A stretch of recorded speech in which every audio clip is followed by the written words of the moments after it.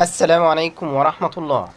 أول تعليق لرضا عبد العال بعد فوز الأهلي برباعية كالعادة. باين الموسم ده كده هيبقى رباعيات مارسيل كولر.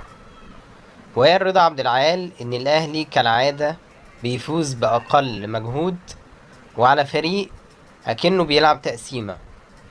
وكمان قال إن جون عالمي بتاع قفشة جون رائع جدا وشبه لعبة كريستيانو رونالدو اللي هي في المقص.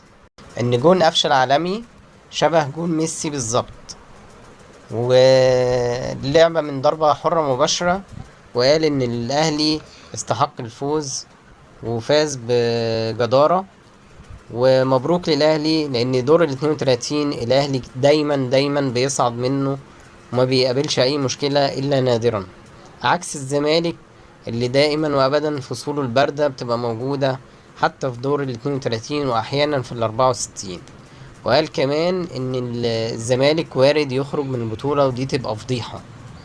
هنشوف بكرة وهيبان الزمالك هيقدر يعدي من المباراة ولا لا.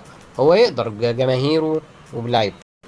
نتمنى طبعا ان الزمالك يصعد هو وفيوتشر عشان يبقى التمثيل المصري في افريقيا يبقى بالاربع فرق.